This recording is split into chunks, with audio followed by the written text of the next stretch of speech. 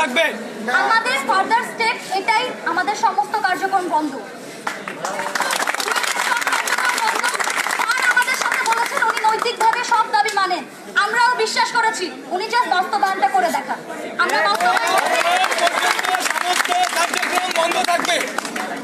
এখানে আমরা যারা আছি শহীদ মিনারে যাব, মোমবাতি প্রজ্বলন করব, আমরা তারপর আলাদা আলাদা ভাবে প্রত্যেকটা ব্যাচের সাথে একবার করে বসবো কালকের কর্মসূচি নিয়ে।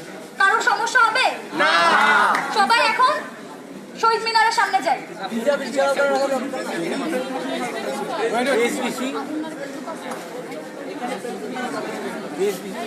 আমাদের বিস্তারিত প্রেস ব্রিফিং, আমাদের অনেক দাবি কিছু মডিফাই করা লেগেছে।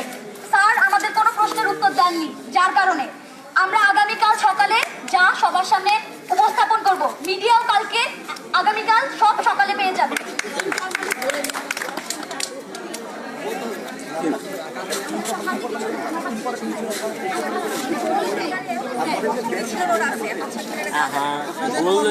শহীদ মিনারে একটা গ্রুপ অবস্থান করছে, আমরা ওই গ্রুপটা চলে গেলে আমরা ওইখানে অবস্থান করব।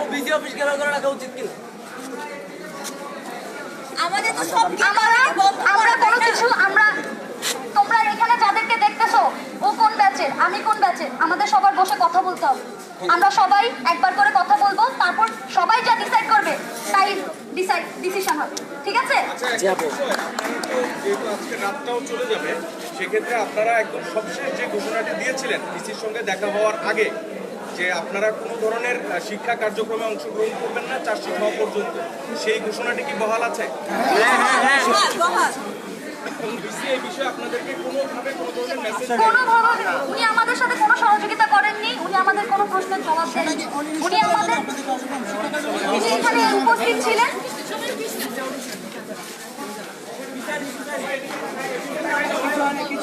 উনি এখানে এসে আমাদেরকে বলে গিয়েছেন উনি এখানে আমাদের সাথে আমাদের প্রশ্নের জবাব দিতে আসেননি। আমরা ওনাকে বলেছি উনি আসতে হবে, তাই উনি এসেছেন। উনি যেহেতু বলেই দিয়েছেন যে উনি আমাদের সাথে একমত, আমরা শুধু বাস্তবায়ন দেখবো, আমরা আর কিছু দেখবো না, আমরা শুধু বাস্তবায়ন দেখবো। বাস্তবায়ন না হওয়া পর্যন্ত আমরা উঠবো না।